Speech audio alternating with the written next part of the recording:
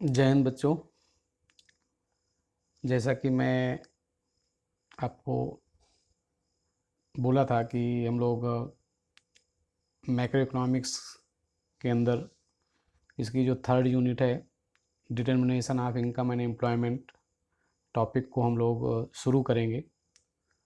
तो उसी यूनिट के अंदर जो सबसे इम्पोर्टेंट टॉपिक है इनकम एंड एम्प्लॉयमेंट डिटर्मिनेशन का, जो सबसे बेसिक टॉपिक है, that is aggregate demand, aggregate supply and it's related concepts. ठीक है बच्चों, तो इस कॉन्सेप्ट्स को हम लोग आज शुरू कर रहे हैं, क्योंकि ये इस यूनिट का समझने के लिए सबसे बेसिक कॉन्सेप्ट है। तो इन सारे बेसिक कॉन्सेप्ट्स को जब तक आप समझ नहीं पाते हो, समझ नहीं लेते हो, तब तक ये पूरा determination of income and employment unit नहीं समझ सकते। तो मैं, जैसा कि आप इस स्क्रीन में देख रहे हो कि aggregate demand, aggregate supply and it's related concepts जो सब कंटेंट है, इसके अंदर कौन कौन से बेसिक कॉन्सेप्ट्स जिसको कि हमको जानना ज़रूरी है, वो मैंने इसमें नोट करके लिखा हुआ है। इसको आप यहाँ पर देख सकते हैं। जैसा कि इसमें एक सबसे इम्पोर्टेंट जो बेसिक कॉन्सेप्ट है, concept of aggregate demand, this, then aggregate demand schedule, and then aggregate demand curve.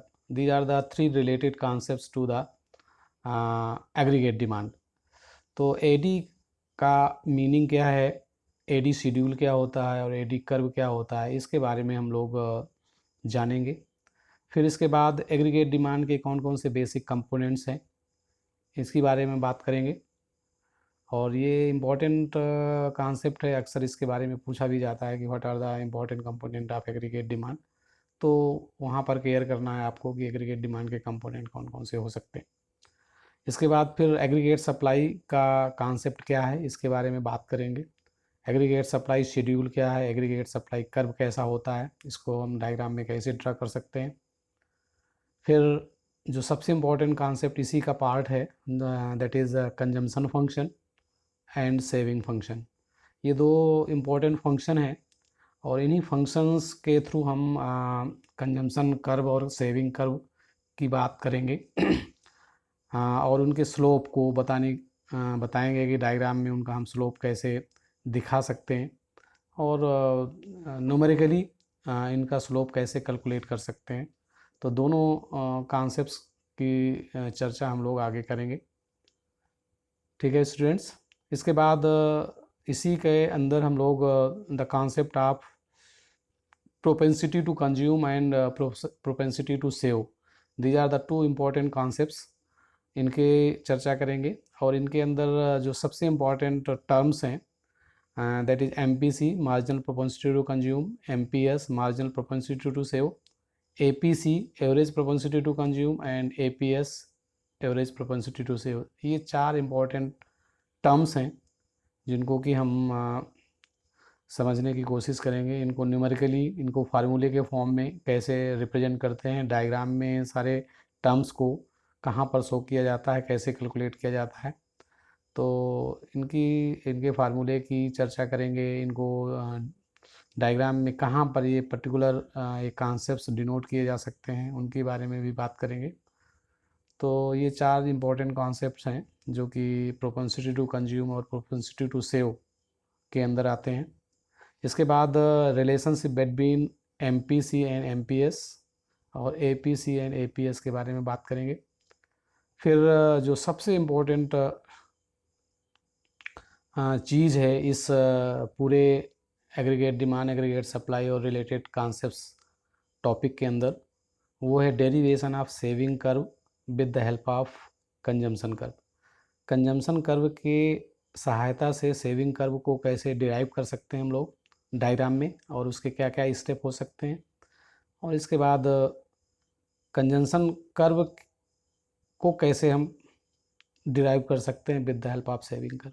ये दोनों एक दूसरे के रिवर्स हैं कि derivation of saving curve from the consumption curve and derivation of consumption curve from the saving curve. ये to different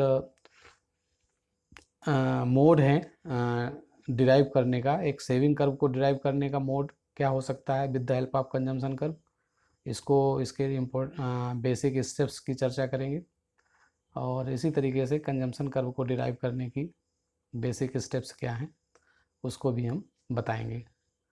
ठीक है बच्चों, तो ये इम्पोर्टेंट बेसिक कॉन्सेप्ट्स हैं जो कि हम एग्रीगेट डिमांड और एग्रीगेट सप्लाई के पहले टॉपिक के अंदर डिस्कस करने वाले हैं। ठीक है, तो इसको आप एक दिमाग में इस सब चीज़ों को लिखने का एक ही पर्पज़ है कि you have to make a structure of this topic, क्योंकि आपको पता होना चाहिए कि हम इन कॉन्सेप्ट्स को आगे पढ़ने वाले हैं। अभी मैं आपको सिर्फ जो इसके सबसे इम्पोर्टेंट कॉन्सेप्ट हैं एग्रीगेट डिमांड और एग्रीगेट सप्लाई, इन दो इम्पोर्टेंट कॉन्सेप्ट्स को बताने वाला हूँ ताकि आप इन दोनों कॉन्सेप्ट्स को अच्छे से समझ लें। जैसा कि आप यहाँ पर देख सकते हैं कि ये दो कॉन्सेप्ट्स को मैंने नोट करके रखा है। पहले आप जो ये दो टर्म्स हैं एग्रीगेट डिमांड और एग्रीगेट सप्लाई, इनको पहले आप समझिए, इसके बाद मैं इनके बारे में जो लिखा हुआ है उसको एक्सप्लेन करता हूँ। बट पहले आप इसका जो ये टर्म है aggregate demand means AD, aggregate का मतलब पहले आप समझिए कि एग्रीगेट क्या होता है। एग्रीगेट का मतलब होता है सम टोटल, और सम टोटल किसका? Demand, some total of demand that is aggregate demand and some total of supply that is aggregate supply. These two concept is clearly different from the market demand and market supply, जो कि आपने already 11th class में पढ़ा है। ये जो इससे मिलते जुलते टर्म्स उनको हम मार्केट डिमांड और मार्केट सप्लाई के नाम से जानते थे, जो कि माइक्रो इकोनॉमिक्स का पोर्शन था, माइक्रो MI। और यहाँ पर हम मैक्रो के अंदर यानी MACRO का जो ब्रांच है इसके अंदर हम एग्रीगेट डिमांड और एग्रीगेट सप्लाई की बात करते हैं। तो ये दोनों कॉन्सेप्ट एकदम डिफरेंट हैं, और डिफरेंट इन द सेंस कि ये हैं क्या। एग्रीगेट का मतलब है सम टोटल, और सम टोटल का मतलब क्या है कि सम टोटल ऑफ डिमांड यानी सम total of demand for all goods and services in the economy during an accounting year. यानी कि इस एग्रीगेट डिमांड को हमको एक्सप्लेन करने के लिए तीन सबसे इम्पॉर्टेंट चीज़ों के बारे में बताना ज़रूरी है। पहली चीज़ तो ये जो एग्रीगेट डिमांड है that is the sum total of demand, और किस चीज़ की डिमांड है sum total? That is all goods and services, यानी कि this aggregate demand includes all goods and services. And ये जो all goods and services include की जाएंगी ड्यूरिंग एन अकाउंटिंग ईयर, एक वित्तीय वर्ष के दौरान देश के अंदर पूरी होल इकोनॉमी के अंदर जितनी भी गुड्स एंड सर्विसेज की टोटल डिमांड है that is called aggregate demand. Clear? ये एग्रीगेट डिमांड का मतलब है जितनी भी देश के अंदर इकोनॉमी के अंदर गुड्स एंड सर्विसेज की टोटल डिमांड है, यानी ऑल पीपल्स की डिमांड है, उसका जो सम टोटल है that is called aggregate demand. Okay, तो ये this is a very very simple explanation of this aggregate demand. AD का मतलब है that is aggregate means sum total of demand of all goods and services in the economy during an accounting year. But ये इस simple definition के अलावा जो कि सबसे इम्पॉर्टेंट कॉन्सेप्ट है एग्रीगेट डिमांड को एक्सप्लेन करने का, वो दूसरा पार्ट है। दूसरा पार्ट का मतलब है कि जो देश के अंदर गुड्स एंड सर्विसेज की डिमांड होती है, इसका दूसरे परिप्रेक्ष्य में यानी दूसरे एस्पेक्ट्स में हम इसको किस तरीके से एक्सप्लेन करते हैं उसको आप समझिए। AD is the sum total of plan expenditure. See here, AD is the sum total of planned expenditure or desired expenditure or X and expenditure on domestically produced goods and services during an accounting year. Okay, यानी AD is the desired expenditure on domestically produced goods and services during an accounting year। मतलब कि aggregate demand एक वांछित वे को बताता है, expenditure को बताता है, यानी कि this is a plan to expend on domestically produce goods and services. यानी कहने का मतलब है कि जो देश की पॉपुलेशन है और देश के अंदर जो भी चीज़ें प्रोड्यूस हो रही हैं उसमें all the people want to expend how much they want to expend, that desire expenditure is called aggregate demand. Okay, तो एक तरीके से आप एग्रीगेट डिमांड को दो तरीके से डिफाइन कर सकते हैं। एक है aggregate demand is the sum total of demand of all goods and services during an accounting year, और दूसरा है कि aggregate demand is the sum total of desire expenditure on domestically produce goods and services during an accounting year. यानी दो तरीके से हम aggregate demand को डिफाइन करते हैं, एक है सम टोटल ऑफ डिजायर एक्सपेंडिचर के फॉर्म में और दूसरा है सम total of demand for all goods and services के फॉर्म में। Clear students? चलिए, बस अभी मैं सिर्फ इतना ही बताना चाहता हूँ कि एग्रीगेट डिमांड का जो सिंपल सा मीनिंग क्या है वो मैं दो तरीके से आपको बताने की कोशिश किया। एक ये है कि एग्रीगेट डिमांड क्या है, that is the sum total of demand for all goods and services in the economy, और दूसरा मैंने क्या बताया जो कि सबसे इम्पॉर्टेंट है एग्रीगेट डिमांड की वही एक्चुअल एक्सप्लेनेशन है, that is the sum total of desire expenditure. यानी कि aggregate demand is identical to desire expenditure. अब जैसा कि आप इसमें एक सिमिलर वर्ड यूज हुआ है, इसको मैं भी यहीं पे एक्सप्लेन करते चल रहा हूँ। जैसा कि जो डिजायर एक्सपेंडिचर है दिस, इसी को ऑब्लिक करके मैंने लिखा हुआ है plan expenditure, plan expenditure oblique desire expenditure और oblique ex and expenditure. Economics में ये बहुत कॉमन टर्म है जो अक्सर आपको देखने को मिलेगा, एक्स एंड और x post term. X and का मतलब ही होता है प्लान, प्लान का मतलब है जो फ्यूचर के लिए जिस किसी भी कॉन्सेप्ट के साथ ये लग जाता है, ऐड हो जाता है, तो उसका मतलब हो जाता है प्लान। जैसे कि एक्स एंड एक्सपेंडिचर हो गया, एक्स एंड सेविंग हो गई, एक्स एंड इन्वेस्टमेंट हो गया, एक्स एंड एग्रीगेट डिमांड हो गई, एक्स एंड सेविंग हो गई। तो इसका मतलब क्या है, plan, plan investment, plan saving, plan aggregate demand. Plan का मतलब है जो कि डिजायर्ड है। ओके, तो एक्स एंड का मतलब है प्लांट, और इसी का एक अपोजिट टर्म है that is called x post. X post का मतलब होता है actual, x post aggregate demand या एक्स पोस्ट एक्सपेंडिचर या एक्स पोस्ट सेविंग। इसका मतलब क्या होता है कि दैट इज़ एक्चुअल, मतलब जब आपने प्लान किया कि मान लीजिए 1000 करोड़ रुपए हम इन्वेस्ट करेंगे और एक साल के बाद एक्चुअल में कितना इन्वेस्टमेंट हुआ, that is the x post. तो ये जो दो टर्म्स आपको मिल सकते हैं तो उसको आप क्लियरली आपको यहाँ पे समझ लेना है कि एक्स पोस्ट का मतलब होता है प्लान्ड और डिजायर्ड, और सॉरी एक्स पोस्ट का मतलब होता है एक्चुअल, और एक्स एंड का मतलब होता है प्लान्ड और डिजायर्ड। चलिए, अब इसके बाद जो नेक्स्ट कॉन्सेप्ट है, अभी सिर्फ हम इनकी मीनिंग की चर्चा कर रहे हैं। दूसरा है एग्रीगेट सप्लाई। देखिए, ये जो एग्रीगेट डिमांड है this is on the point view of consumers.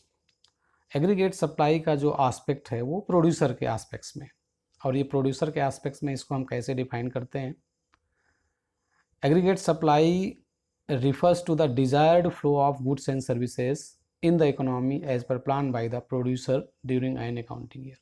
इसके अंदर भी तीन चीज़ें सबसे इम्पोर्टेंट हैं, जैसा कि ये it is also the desired flow of goods and services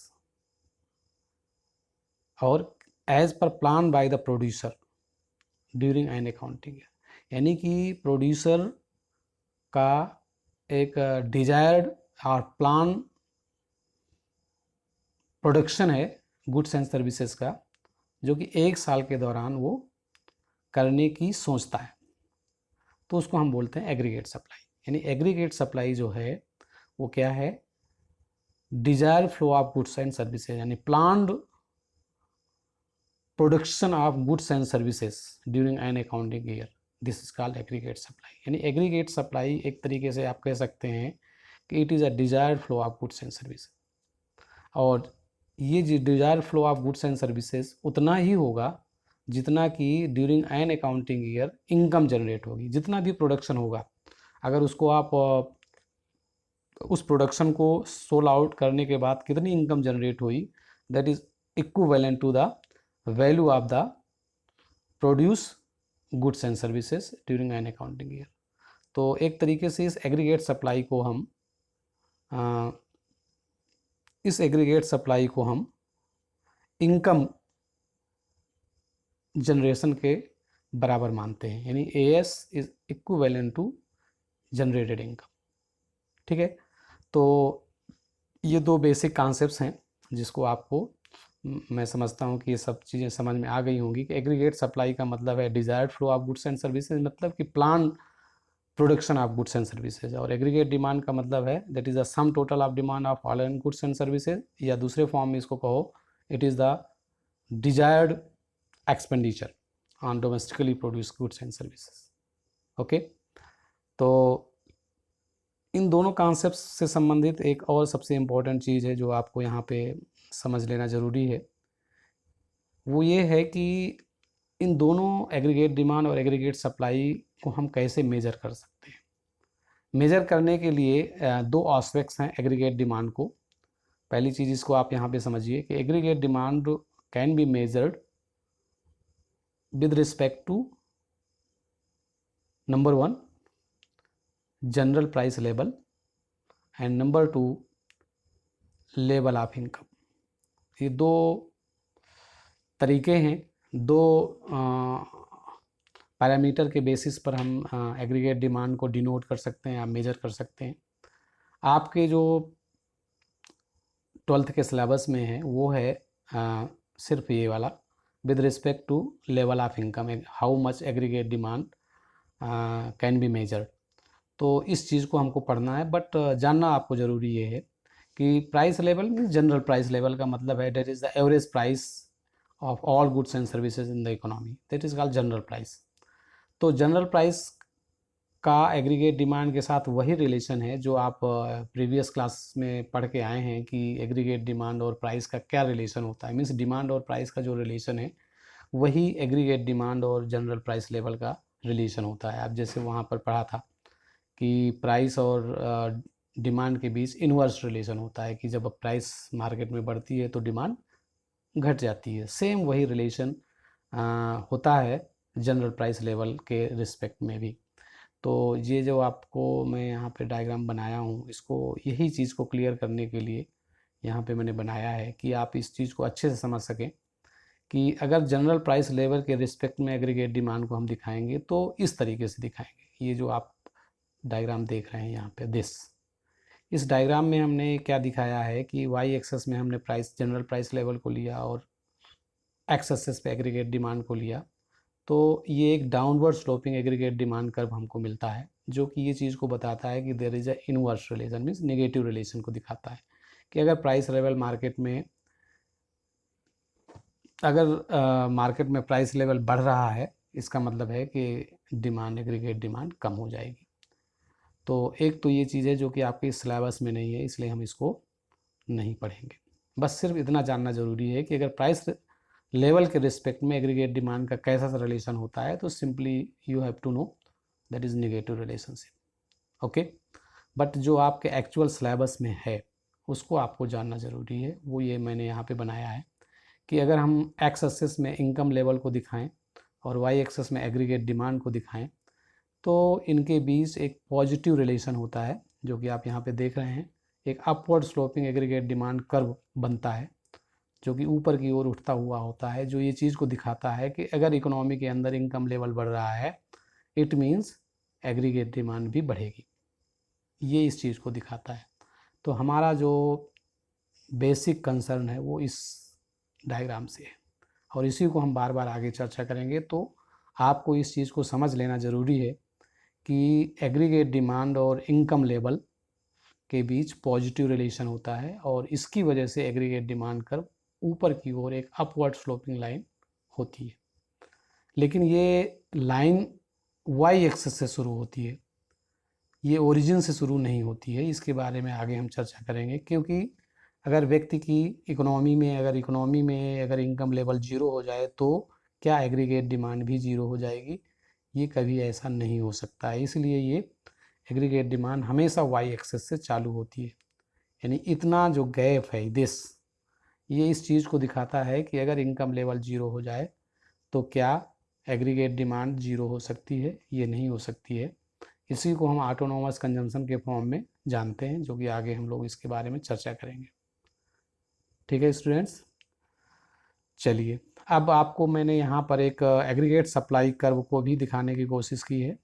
ये एक बहुत बेसिक कॉन्सेप्ट है जिसको आपको बहुत अच्छे तरीके से समझना ज़रूरी है, इसलिए मैंने इसको यहाँ पे बनाया कि एग्रीगेट सप्लाई के बारे में मैंने अभी क्या बताया है कि it is a desired flow of goods and services as per plan by the producer during an accounting year. This is aggregate supply या planned production of goods and services during an accounting year। जो producer आगे आने वाले साल के लिए कितनी goods and services का प्रोडक्शन करेगा उसको कहा जाता है एग्रीगेट सप्लाई। अब ये एग्रीगेट सप्लाई जितना भी प्लान प्रोडक्शन है ये उतना ही होगा जितना कि इनकम जनरेट होगी। इसीलिए इसको मैंने यहाँ पे लिखा है कि aggregate supply is equal to flow of income. Flow of income का मतलब इनकम जनरेशन। और अगर हम एग्रीगेट सप्लाई और इनकम के बीच रिलेशन या डायग्राम ड्रा करें तो आपको एक 45 डिग्री लाइन मिलेगी, जो कि aggregate supply line. Aggregate supply line हमेशा अपवर्ड स्लोपिंग एक 45 डिग्री की लाइन होगी। ये चीज़ में हम लोग आगे बात करेंगे और ये क्यों ऐसा होता है उसको मैं आगे दिखाऊंगा। बट आपको अभी यहाँ पर इतनी चीज़ जानना है कि जो एग्रीगेट सप्लाई और इनकम ये दोनों सेम चीज़ें हैं। एएस इसलिए इनकम और एग्रीगेट सप्लाई दोनों सेम कॉन्सेप्ट हैं। इसलिए जब हम इन दोनों के बीच को डायग्राम ड्रा करते हैं तो हमेशा एक आपको अपवर्ड स्लोपिंग लाइन मिलती है जिसको हम एग्रीगेट सप्लाई लाइन कहते हैं। ठीक है बच्चों, तो यहाँ पर मैंने दो चीज़ें आपको बताई कि what is the meaning of aggregate demand and aggregate supply, and what is the relation between AD and level of income and aggregate supply and level of income, and also what is the relation between the aggregate demand and general price level। Okay students, मैं समझता हूँ कि ये दो छोटे छोटे concept आपको अच्छे से समझ में आ गए होंगे और इसी को आगे हम लोग आगे कंटिन्यू करेंगे। बट ये एक छोटा सा वीडियो में बनाने की कोशिश इसलिए किया कि आपको पहले एडी और एएस जो कि सबसे इम्पोर्टेंट बेसिक कॉन्सेप्ट है इसको आप समझ लें, और इसके बाद फिर हम इससे संबंधित एडी शेड्यूल क्या है, एडी एग्रीगेट कर्व क्या है, इसी तरीके से एएस शेड्यूल क्या है और एग्रीगेट सप्लाई